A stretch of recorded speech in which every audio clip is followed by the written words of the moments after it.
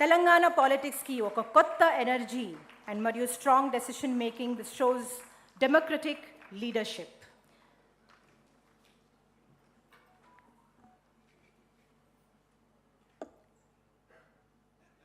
అంతర్జాతీయ మహిళా దినోత్సవం సందర్భంగా తెలంగాణ రాష్ట్ర ప్రభుత్వ సమాచార ప్రసార శాఖల సంస్థ ఈ కార్యక్రమాన్ని ఏర్పాటు చేసి తెలంగాణ రాష్ట్రంలో వివిధ సంస్థలు, పత్రికలు, ప్రసార సాధనాలలో పనిచేస్తున్న మహిళా జర్నలిస్టులతో ఈ మహిళా దినోత్సవాన్ని జరుపుకోవాలని, ఈ కార్యక్రమంలో నాతో పాటు ముఖ్య అతిథులుగా సంబంధిత శాఖ మంత్రివర్యులు పొంగులేటి శ్రీనివాసరెడ్డి గారిని, హైదరాబాద్ నగర ఇన్ఛార్జ్ మంత్రివర్యులు మిత్రులు పొన్నం ప్రభాకర్ గారిని, అదేవిధంగా మరొక సహచార మంత్రివర్గ సభ్యులు మహమ్మద్ అజారుద్దీన్ గారిని, అదేవిధంగా మీ సంబంధిత చైర్పర్సన్ పెద్దలు శ్రీనివాసరెడ్డి గారిని, యువమిత్రులు అనిల్ కుమార్ యాదవ్ గారిని, ముఖ్యంగా పాత్రికేయ మిత్రులందరినీ ఇక్కడికి పిలిచి ఒక మంచి కార్యక్రమాన్ని ఏర్పాటు చేసినందుకు సమాచార ప్రసార శాఖల కమిషనర్ గారిని రాష్ట్ర ప్రభుత్వం తరఫున నేను అభినందిస్తున్నాను. ప్రతిసారి మహిళా దినోత్సవం అంటే వేలాది మంది ఆడబిడ్డల్ని ఆహ్వానించి ఒక కార్యక్రమాన్ని ఏర్పాటు చేసి రాష్ట్ర ప్రభుత్వం చేపడుతున్న సంక్షేమ అభివృద్ధి కార్యక్రమాలతో పాటు స్వయం సహాయక సంఘాల పేరు మీద రాష్ట్ర అభివృద్ధిలో భాగస్వాములైన మహిళలందరినీ వాళ్ళ చేతి వృత్తుల నైపుణ్యాన్ని ప్రదర్శించే కార్యక్రమాన్ని గత 2 సంవత్సరాలు రాష్ట్ర ప్రభుత్వం తీసుకోవడం జరిగింది. ఈసారి మంత్రివర్యులు శ్రీనివాసరెడ్డి గారు ఒక సూచన చేసింది. ఈ మధ్యకాలంలో జర్నలిస్టుల గుర్తింపు కార్డు కానీ మిగతా అంశాలు ప్రస్తావించినప్పుడు మహిళా జర్నలిస్టుల గురించి కూడా చర్చ వచ్చింది. వాళ్ళని మనం ప్రత్యేకంగా గుర్తింపునివ్వడమే కాకుండా వాళ్ళందరినీ కలవడం ద్వారా ఈ తెలంగాణ రాష్ట్ర ప్రభుత్వంలో మహిళలకు ప్రాధాన్యత ఉన్నది, మహిళా పాత్రికేయ సోదరిమణులందరికీ తెలంగాణ ప్రభుత్వం ప్రత్యేకమైన గుర్తింపునిస్తుందనే కార్యక్రమాన్ని తీసుకుందామని వారు సూచన చేశారు. ఈ దేశానికి రాష్ట్రపతిగా, ఈ దేశానికి ప్రధానమంత్రిగా, ఈ దేశానికి లోక్సభ స్పీకర్గా, వివిధ రాష్ట్రాలకు ముఖ్యమంత్రులుగా, పార్టీకి మహిళనే అధ్యక్షురాలుగా, ఈ దేశంలో ఏ పదవైనా మహిళలకు ఇచ్చిన రాజకీయ పార్టీ కాంగ్రెస్ పార్టీ. అలాంటి మహిళా నేతృత్వంలో పనిచేస్తున్న ఈ పార్టీ ఆ ఉక్కు మహిళ సంకల్పంతో ఈరోజు తెలంగాణ రాష్ట్రం ఏర్పడ్డది. ఏర్పడ్డ తెలంగాణ రాష్ట్రానికి తెలంగాణ తల్లిని ఒక స్ఫూర్తిగా తీసుకొని మన ప్రభుత్వం నడుస్తున్నప్పుడు మహిళలకు ఇవ్వవలసిన గౌరవం, సరైన గుర్తింపునివ్వాలి అని మా ప్రభుత్వం భావిస్తున్నది. అందుకే ఈనాడు మంత్రివర్గం నుంచి మొదలు పెడితే మహిళా అధికారుల వరకు, ఎస్పీలు కావచ్చు, జిల్లా కలెక్టర్లు కావచ్చు, వివిధ శాఖలకు ప్రత్యేక అధికారులను కావచ్చు, ఎక్కడ ఏ అవకాశం వచ్చినా పోలీస్ శాఖ కానీ వివిధ శాఖలకు మహిళా అధికారులను నియమిస్తూనే వస్తున్నాం. నాకంటే జర్నలిస్టులు మీరు ఆ లెక్కలను ఎప్పుడైనా చూడొచ్చు. ఏసీబీ, విజిలెన్స్ అండ్ ఎన్ఫోర్స్మెంట్ ముఖ్యమైన శాఖలకు ఈరోజు మహిళా ఐపీఎస్ అధికారులు ఈరోజు బాధ్యత వహిస్తున్నారు. అదేవిధంగా హైదరాబాద్ లాంటి కీలకమైన నగరానికి, జిల్లాకి ఒక మహిళా కలెక్టర్గా ఈరోజు అత్యంత కీలకమైన బాధ్యతలు పోషిస్తున్నారు. ఎస్ఐబిలో ఎప్పుడూ పురుషులే అధికారులుగా వ్యవహరిస్తారు. కానీ ఎస్ఐబిలో ఐజీగా ఈరోజు ఒక మహిళా అధికారిని నియమిస్తే ఆ మహిళా అధికారి నేతృత్వంలో ఈ మధ్యకాలంలో 700 పైగా నక్సలైట్లను సరెండర్ చేయడంలో ఆ మహిళా అధికారి ఒక ప్రత్యేకమైన పాత్ర పోషించింది. అవకాశం ఇచ్చినప్పుడే ఎవరైనా తమ సామర్థ్యాన్ని నిరూపించుకోవడానికి అవకాశం ఉంటుంది. చాలామందికి వాద పటిమ ఉండొచ్చు, చాలామందికి రాయగలిగిన శక్తి ఉండొచ్చు, చాలామందికి మాట్లాడడానికి అవగాహన కూడా ఉండొచ్చు. చట్టసభలకు వచ్చినప్పుడు, పాత్రికేయ మిత్రులుగా అవకాశం కలిగినప్పుడు, వివిధ సందర్భాలలోనే వాళ్ళకున్న శక్తి కానీ వాళ్ళకున్న సామర్థ్యం కానీ సమాజానికి తెలియడం జరుగుతుంది. అందుకే ఈ ప్రభుత్వం అవకాశం ఇచ్చి చూస్తుంది. అవకాశాన్ని సద్వినియోగం చేసుకున్న వాళ్ళు ఉన్నత శిఖరాలకు ఎదగడానికి అవకాశం ఉంది. అందుకే ఈనాడు ఇందిరమ్మ ఇల్లు ఇచ్చిన మహిళల పేరు మీదనే ఇచ్చినాం. ఆర్టీసీ బస్సులో మహిళల ఉచిత ప్రయాణం గురించే మనం మాట్లాడుకుంటున్నాం. కానీ అదే స్వయం సహాయక మహిళలకు తెలంగాణ రాష్ట్రంలో 1000 బస్సుల యజమానులను చేసి ఈరోజు ఆ మహిళా సంఘాలు ఆర్టీసీకి 1000 బస్సులను ఈరోజు నడపగలుగుతున్నారంటే ఒక కార్పొరేట్ కంపెనీలతో ఈరోజు పోటీ పడే విధంగా మహిళా సంఘాలకు తెలంగాణ రాష్ట్ర ప్రభుత్వం అవకాశం ఇచ్చింది. మహిళల్ని బస్సుల్లో ఉచిత ప్రయాణం చేస్తారని చులకనగా చూడకుండా బస్సులకు యజమానులను చేసి ఈరోజు వ్యాపారాలలో రాణించే విధంగా ఈరోజు తెలంగాణ రాష్ట్ర ప్రభుత్వం అవకాశం ఇచ్చింది. రెన్యూబుల్ ఎనర్జీ, సోలార్ ఎనర్జీ గురించి మాట్లాడితే ఎప్పుడు కార్పొరేట్ దిగ్గజాలైన అదానీ, అంబానీ ఇలాంటి సంస్థల గురించే మనం మాట్లాడుకుంటూ ఉంటాం. అందుకే స్వయం సహాయక సంఘాలైన మహిళలకు ఈరోజు 1000 మెగావాట్స్ సోలార్ పవర్ ఉత్పత్తి చేసి మన విద్యుత్ శాఖతో ఒప్పందాలు చేయించి ఈరోజు 1000 మెగావాట్ల సోలార్ విద్యుత్ ఉత్పత్తి చేసే యజమానులుగా ఈరోజు స్వయం సహాయక సంఘాలను ఈరోజు మనం యజమానులుగా మార్చడం జరిగింది. అదే కాకుండా ఈరోజు మనం ఏదైనా వస్తువులు కొనుక్కోవాలనుకుంటే ఆన్లైన్లో అమెజాన్ ప్లాట్ఫామ్ మీద కొనుక్కుంటున్నాం. అలాంటి అమెజాన్లో స్వయం సహాయక సంఘాలు ఉత్పత్తి చేసే వస్తువులను వాళ్ళ వృత్తి నైపుణ్యం, చేతి నైపుణ్యంతో ఉత్పత్తి చేసే వస్తువులను ఈరోజు అమెజాన్ ప్లాట్ఫామ్తోని ఒప్పందం చేసి మన మహిళలు తయారు చేస్తున్న వస్తువులను అమెజాన్ ప్లాట్ఫామ్ మీద అంతర్జాతీయ స్థాయిలో వాటికి గుర్తింపు వచ్చే విధంగా ఈరోజు అమెజాన్ ఒప్పించి తెలంగాణ రాష్ట్ర ప్రభుత్వం ఈ మహిళలు తయారు చేస్తున్న వస్తువులను అక్కడ పెట్టించడం జరిగింది.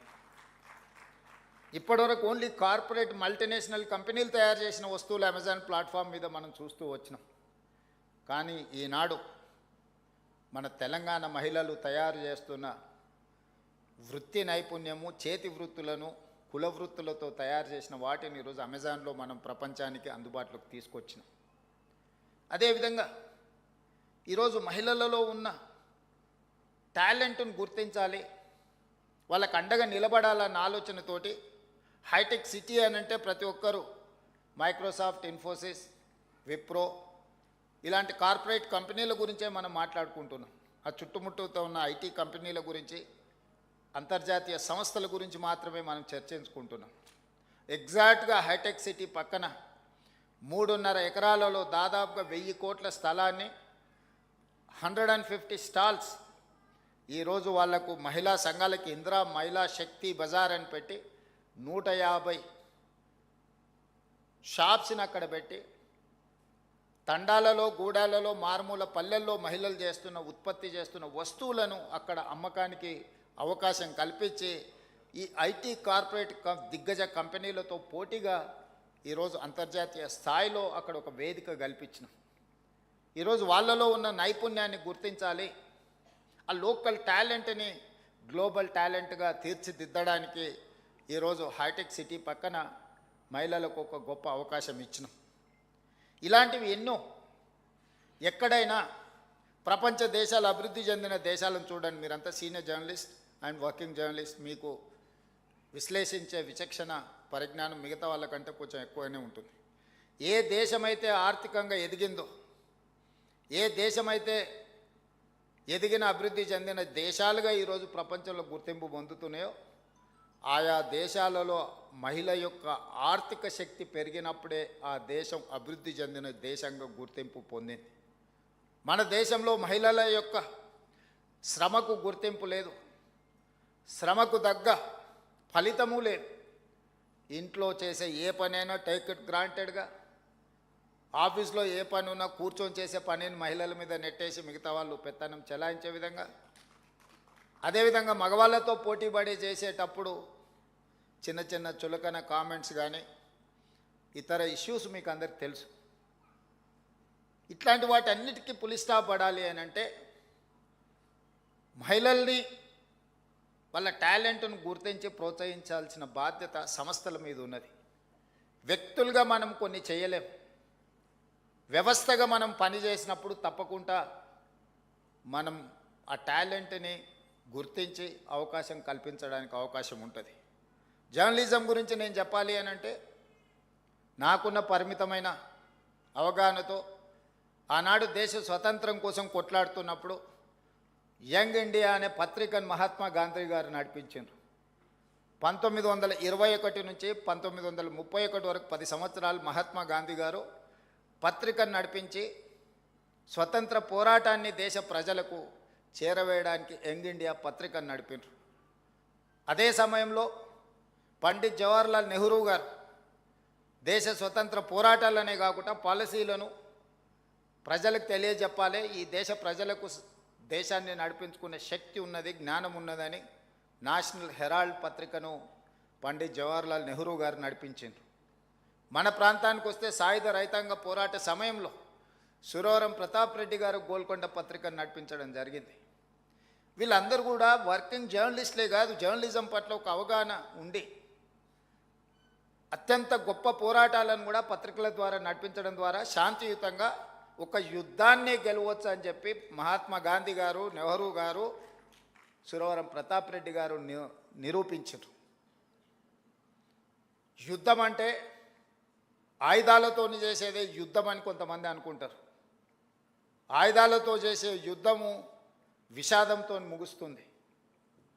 కానీ అవగాహనతో కూడుకున్న ప్రజలకు అవగాహన కల్పించి ప్రజల్ని కార్యోన్ముఖులను చేసి ఒక ఐడియాలజికల్ వార్ చేస్తే ఒక యుద్ధాన్ని గెలవచ్చు, ఒక దేశానికి స్వతంత్రాన్ని సాధించవచ్చు అని చెప్పి మహాత్మా గాంధీ గారు నిరూపించారు.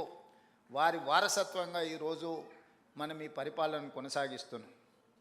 ఈ దేశంలో వివక్ష ఉంది.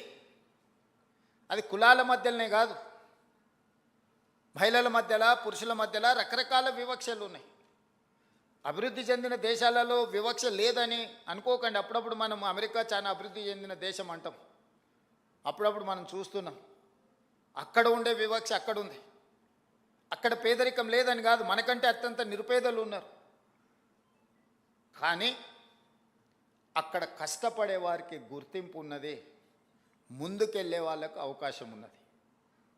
మన దగ్గర కూడా వివక్ష ఉన్నది, కానీ కష్టపడే వాళ్లకు గుర్తింపునివ్వాల్సిన బాధ్యత ఇంకా మనము నేర్చుకోవాల్సిన అవసరం ఉన్నది. ఇంకా మనం అవకాశం కల్పించాల్సిన బాధ్యత ఈరోజు ప్రభుత్వాల మీద ఉన్నది. అందుకే ఈరోజు ప్రత్యేకంగా మహిళా జర్నలిస్టులతో కలిసి, ఎందుకంటే నా ఈ ప్రయాణంలో చాలామంది మిత్రులు ఉన్నారు, మహిళా జర్నలిస్టులు కూడా చాలామంది వెల్ విషర్స్ ఉన్నారు. వాళ్ళందరి ప్రోత్సాహమో ప్రత్యక్షంగానో పరోక్షంగానో ఏది కాకపోయినా డెస్క్లో ఉన్నప్పుడు మన మీద అనుచితంగా వ్యాఖ్యలు చేసినప్పుడు కనీసం అది ప్రసారం చేయకుండా ఆపడంలోనైనా మీ సహకారం ఉన్నది. చెడు అని భావించినప్పుడు ఆ చెడును నియంత్రించడానికి మీరు అందించే సహకారం, అది కూడా ఒక రకంగా నా ఎదుగుదలకు ఉపయోగపడ్డది. ఒకవేళ చెప్పాల్సి వచ్చినప్పుడు రాసిచ్చిన దానికంటే ఒక 2 మంచి మాటలు కూడా మీరు చెబితే అది ప్రజలకు ఇది నిజమే అని భావించి, ఎందుకంటే మహిళలు ఏది చెప్పినా విశ్వాసం నమ్మకం ఎక్కువ ఉంటుంది. మేము నిజం చెప్పినా కూడా మా వాళ్ళు అది కొంచెం తక్కువ ఉంటుంది. అందుకోసమని ఈ మహిళా దినోత్సవ సందర్భంగా మహిళలనే కాదు, ఈ సమాజంలో సగభాగమైన మీరు, ఈ తెలంగాణ రాష్ట్రం అభివృద్ధి జరగాలి అని అంటే మహిళల యొక్క ఆర్థిక వ్యవస్థ, మహిళల యొక్క అవకాశాలను మెరుగుపరచాలి అనేదే మా ప్రభుత్వం యొక్క లక్ష్యము, మా ప్రభుత్వం యొక్క విధానం. 2034కి $1 ట్రిలియన్ ఎకానమీ, 2047కి $3 ట్రిలియన్ ఎకానమీ ఇక తెలంగాణ రాష్ట్రాన్ని ముందుకు నడిపించాలని మేము భావిస్తున్నాం. ఈరోజు 2.5% జనాభా ఉన్న మనం దేశ ఆర్థిక వ్యవస్థలో 5% మనం జీడిపిని కంట్రిబ్యూట్ చేస్తున్నాం తెలంగాణ రాష్ట్రం నుంచి. జనాభా మోర్ ఆర్ లెస్ సెటిల్ అయిపోయింది, పెద్దగా పెరగడం లేదు తెలంగాణ జనాభాలో. మేమిద్దరం మాకొక్కరు అనే పరిస్థితి వచ్చింది. అట్లీస్ట్ మేమిద్దరం మాకిద్దరు అనే వ్యవస్థ వస్తే మన జనాభా పెరుగుతుందేమో. ఒకప్పటి ప్రభుత్వ విధానం వల్ల, కుటుంబ నియంత్రణ వల్ల తెలంగాణలో ఉండే పాపులేషన్ స్టెబిలైజ్ అయిపోయింది, పెద్దగా పెరగడం లేదు. కానీ ఆర్థికంగా పెరగడానికి అవకాశం ఉంది, పెట్టుబడులను ఆకర్షించడానికి అవకాశం ఉంది. ఈ పెట్టుబడులు ఈ రాష్ట్రంలో ఉద్యోగ ఉపాధి అవకాశాలను పెంపొందించడానికి అవకాశం ఉంది. తద్వారా బలమైన ఆర్థిక వ్యవస్థగా రాణించి ఈరోజు $200 బిలియన్ ఎకానమీగా ఉన్న తెలంగాణ ఆర్థిక వ్యవస్థను 8 సంవత్సరాలలో $1 ట్రిలియన్ ఎకానమీగా మార్చాలి. ఈ దేశ ఆదాయంలో ఈరోజు 5% తెలంగాణ నుంచి భాగస్వామ్యం ఉంటే 2047 నాటికి 10% మనం పెంచాలనే లక్ష్యంతో ఈరోజు తెలంగాణ రాష్ట్ర ప్రభుత్వం పనిచేస్తుంది. దానికి సంబంధించిన బృహత్తరమైన ప్రణాళికలను తెలంగాణ రాష్ట్రం సిద్ధం చేసుకున్నది. అందుకే గ్లోబల్ సమ్మిట్ ఆర్గనైజ్ చేసినాం, అంతర్జాతీయ దిగ్గజ కంపెనీలను ఆహ్వానించినాం. మనం క్యూర్ అని కోర్ అర్బన్ రీజియన్ని ఔటర్ రింగ్ రోడ్ ఇన్సైడ్ 1,34,00,000 జనాభా ఉంది. ఈ 1,34,00,000 జనాభా 2,100 స్క్వేర్ కిలోమీటర్స్ లోపల ఉంది. ఈరోజు ఈ క్యూర్ని సర్వీస్ సెక్టర్గా మార్చాలని మన ప్రభుత్వం నిర్ణయం తీసుకున్నది. ఇక్కడ పరిశ్రమలు ఉన్నాయి, కాలుష్యాన్ని వెదజల్లే పరిశ్రమలు ఉన్నాయి. ఈరోజు లివబుల్ సిటీ నుంచి నాన్ లివబుల్ సిటీగా మారే ప్రమాదం ఉంది. ఢిల్లీని చూసి ఎంత కాలుష్యం ఉందో. పొలిటికల్ క్యాపిటల్ ఇస్ ఢిల్లీ, కానీ స్కూల్స్ హాలిడే, గవర్నమెంట్ ఆఫీసులు హాలిడే, పార్లమెంట్కు హాలిడే ఇచ్చే పరిస్థితి వచ్చింది. దీని కారణం విశ్లేషించండి. ముంబై ఫైనాన్షియల్ క్యాపిటల్, అక్కడ నివసించలేని వర్షాలు వస్తే ఆ నగరం అతలాకుతలంగా మారిపోతున్నది. బెంగళూరు ఐటీ క్యాపిటల్, ఈరోజు అక్కడ ఉండే ట్రాఫిక్ జాములు, కాలుష్యము, ఇతర సమస్యల వల్ల ఆ నగరానికి ఉన్న పరిస్థితులు మీరు చూస్తున్నారు. చెన్నై కూడా వర్షాలు వస్తే వరదలతో మునిగిపోతున్నది. కల్కట్టా గురించి నేను చెప్పాల్సిన అవసరం లేదు. ఈ దేశంలో ఉన్న మెట్రోపాలిటన్ సిటీస్లలో one of the best city is Hyderabad.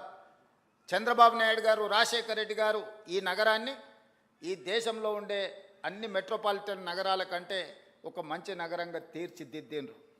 కానీ ఇది సరిపోదు. అందుకే ఈరోజు మా ప్రభుత్వం ఈ హైదరాబాద్ నగరాన్ని ప్రపంచ దేశాలలో ఉండే నగరాలతో పోటీ పడాలనుకుంటున్నాం. ఒక టోక్యోతోనో, ఒక సింగపూర్తోనో, ఒక సౌత్ కొరియాతోనో, న్యూయార్క్తోనో మనం ఈరోజు కాంపీట్ చేయాలనుకుంటున్నాం. సో అంతర్జాతీయ నగరంగా మారాలి అని అంటే ఈ 2,100 స్క్వేర్ కిలోమీటర్స్లో ఉన్న ఏరియాని కాలుష్యరహిత నగరంగా తీర్చిదిద్దాలి.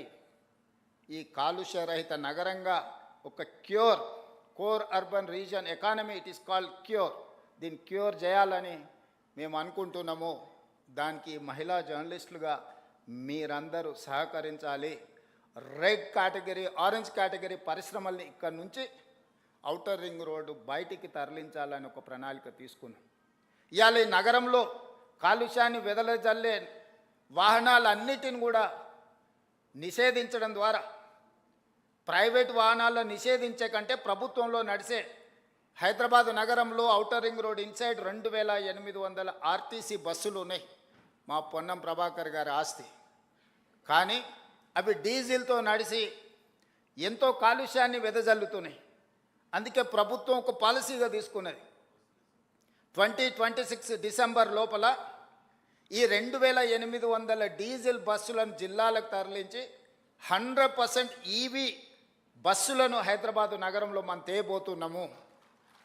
ఆల్రెడీ 500 బస్సులు వచ్చినాయి, ఇంకా 2,300 బస్సులు డిసెంబర్ లోపల హైదరాబాదు నగరంలో బై డిసెంబర్ 9, 2026 లోపల ఒక్క డీజిల్ బస్సు కూడా ఈ నగరంలో ఉండదు. నేను మీకు మాట ఇస్తున్న ఈ బస్సులను అన్నిటిని తరలించి ఈవీ వెహికల్స్ని విత్ ఏసీ, ఇది ముఖ్యంగా మహిళలకే ఉపయోగం. ఎందుకంటే ఉచితంగా బస్సులో ఒక ఏసీ ఈవీ వెహికల్లో కాలుష్యం లేని బస్సులో మీరు ప్రయాణించడానికి ఈరోజు తెలంగాణ ప్రభుత్వం ప్రయత్నం చేస్తుంది. అదేవిధంగా ఈరోజు 2 లక్షల ఆటోలు ఉన్నాయి. రెట్రో ఫిట్టింగ్ కింద ఇప్పుడు డీజిల్ కిరోసిన్తోనో ఇతర ఇంధనంతో ఈరోజు నడుస్తున్నాయి. వాటన్నిటిని కూడా రెట్రో ఫిట్టింగ్ అంటే మొత్తం ఈవీ కింద 2 లక్షల ఆటోలను మార్చాలని ఒక ప్రణాళిక పెట్టుకున్నాం. తొందరలోనే ఆ కార్యాచరణను కూడా ముందుకు తీసుకొని వస్తున్నాం. ఈరోజు సింగిల్ యూజ్డ్ ప్లాస్టిక్ని మనం బ్యాన్ చేయదలుచుకున్నాం ఔటర్ రింగ్ రోడ్ ఇన్సైడ్.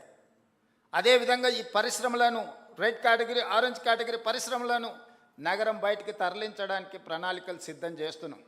ఇవాళ ఈ నగరంలో ఎవరు ఈవీ వెహికల్ కొనుక్కున్నా జీరో ట్యాక్స్. మీరు ఏ వెహికల్ కొనుక్కున్నా మీకు రిజిస్ట్రేషన్ ఛార్జెస్ వసూలు చేస్తున్నారు పొన్నం ప్రభాకర్ గారు.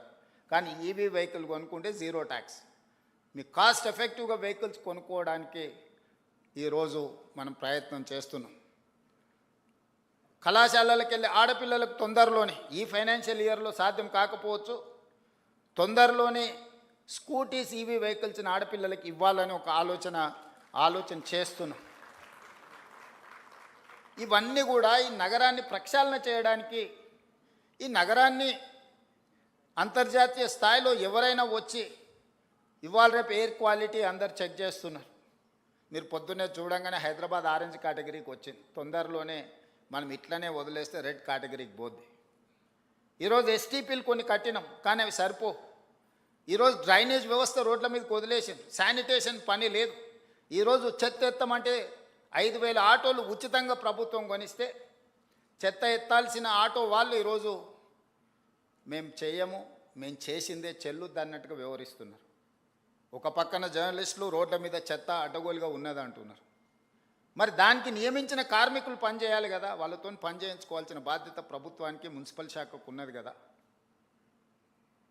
దోమలు పెరిగినాయి అంటున్నారు, మూసీలో కాలుష్యం ఉందంటున్నారు, మూసీని ప్రక్షాళన చేయాలంటున్నారు. కానీ ప్రభుత్వం ఏం చేయకూడదు అంటున్నారు.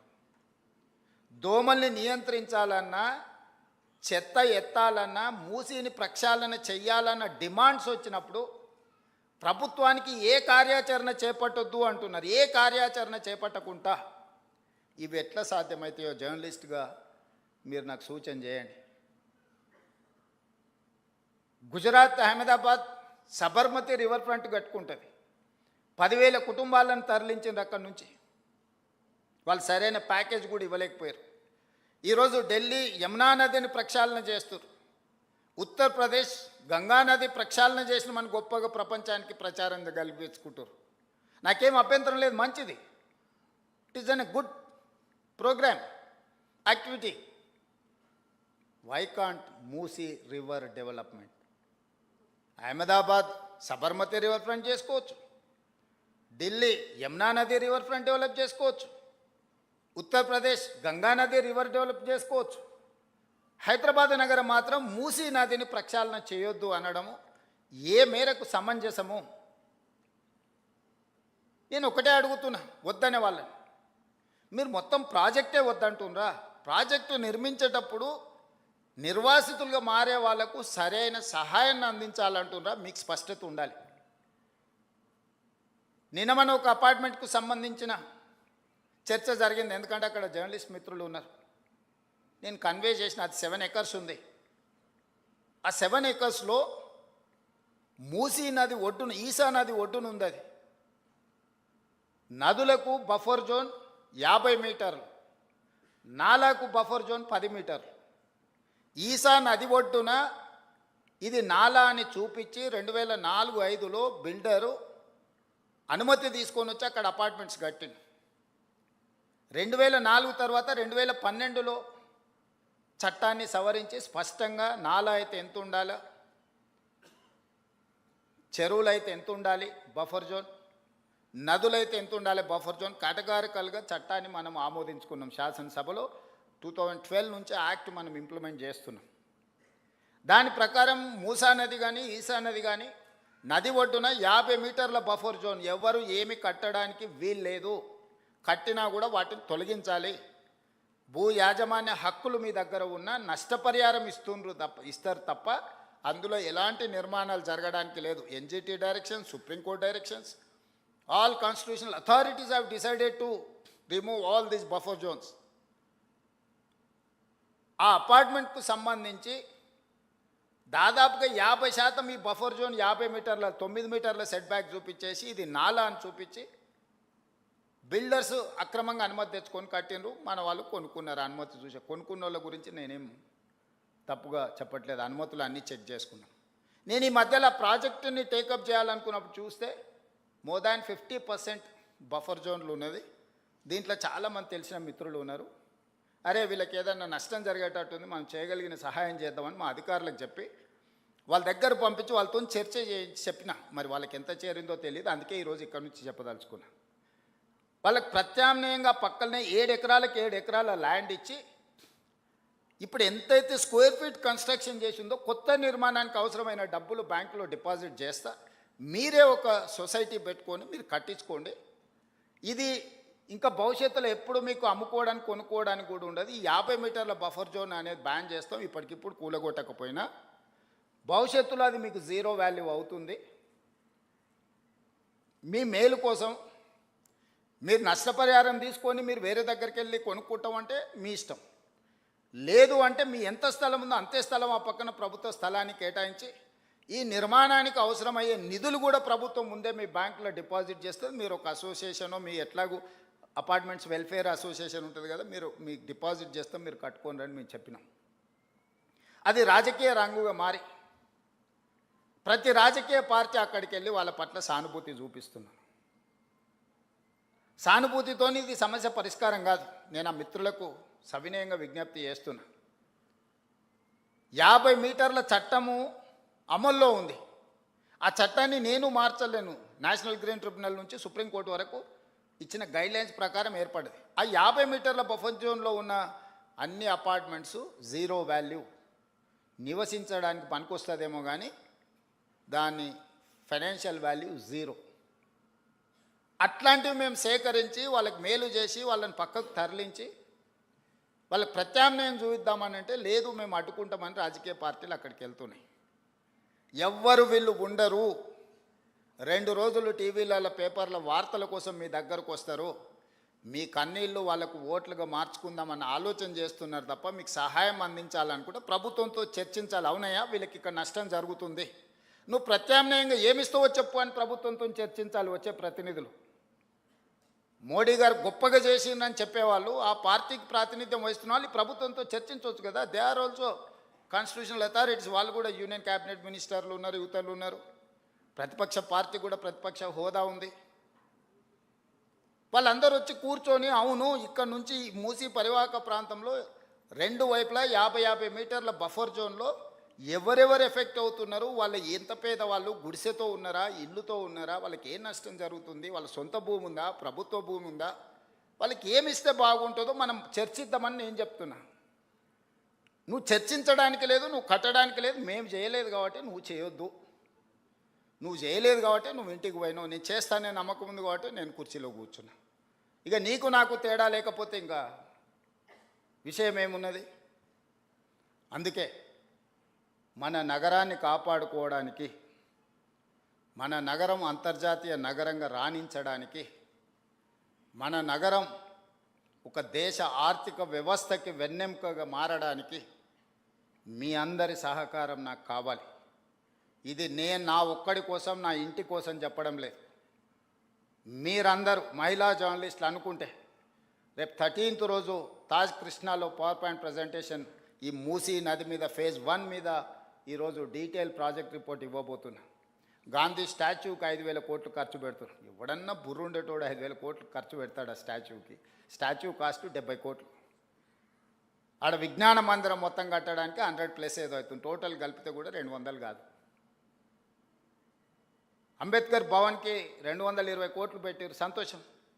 మహాత్మా గాంధీ ఒక విజ్ఞాన కేంద్రానికి ఒక 200 కోట్లు పెడితే మీకు వచ్చిన కష్టం ఏంది? దాన్ని 5,000 కోట్లు 10,000 కోట్లు అని చిలువలు పలువలు చేస్తారు.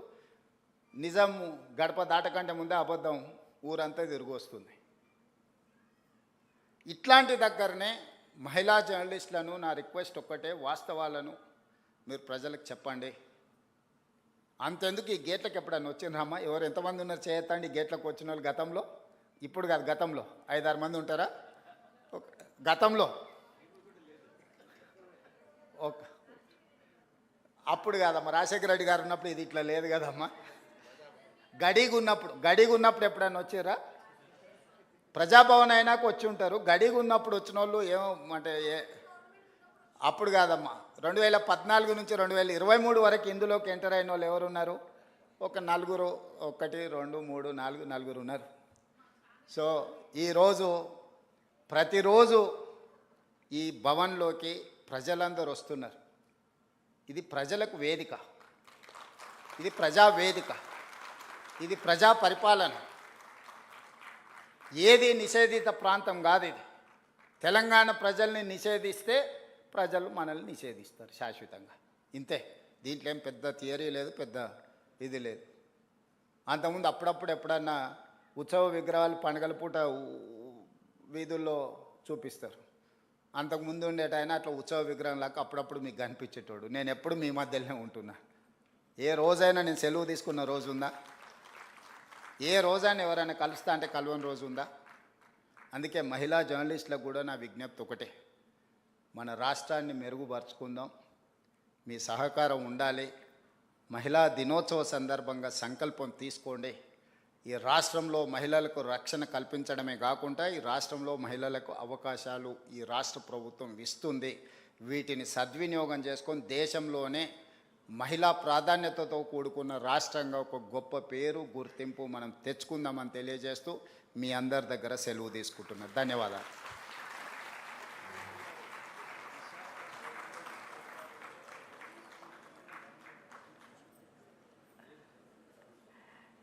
సీనన్న, మహిళా రక్షణకు కమిటీలు వేయాలంటారు. ఆఫీసర్స్లో కూడా నిన్నమన్న నేను దాని మీద డిస్కషన్ చేసిన. ఈవెన్ కార్పొరేట్ ఆఫీస్లో కూడా ఈ ప్రాబ్లం ఉన్నది. కంప్లైంట్ బాక్స్ ఉండాలి, దానికి సంబంధించిన సెక్యూరిటీ మెజర్స్ తీసుకోవాల్సిన అవసరం ఉంది. తప్పకుండా తీసుకుంటాం. అదేవిధంగా ప్రింట్ మీడియా, ఎలక్ట్రానిక్ మీడియాకు అథారిటీస్ ఉన్నాయి, complaining authority to examine their news and their views. Social మీడియాకు లేదు.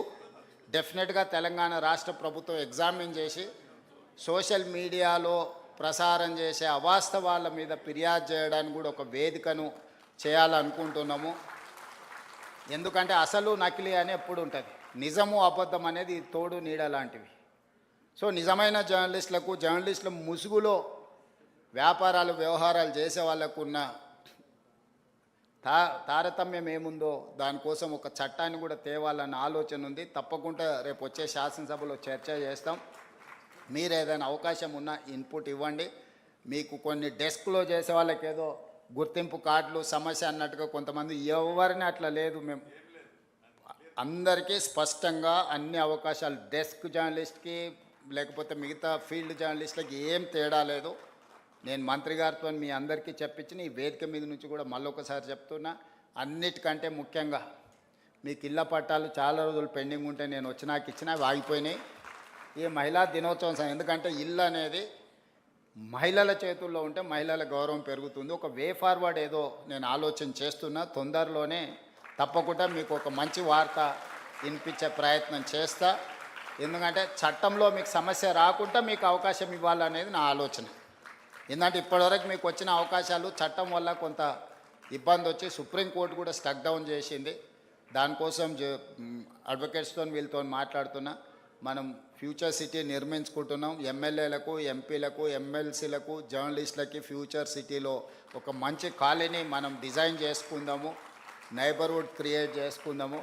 తప్పకుండా మహిళా జర్నలిస్టులు ముఖ్యంగా ఈ వేదిక మీద నుంచి ఎందుకు చెప్తున్నా అంటే, ఇంటికి వెళ్ళిన తర్వాత అందరికి చెప్పండి, మేము ఈరోజు మహిళా దినోత్సవం సందర్భంగా ఒక శుభవార్త తీసుకొని వచ్చినామని చెప్పండి. డెఫినెట్గా మంచి రోజులు వస్తాయి. ధన్యవాదాలు. Thank you very much sir. ఎంత స్ఫూర్తివంతమైన చక్కని సందేశాన్ని అందించారు.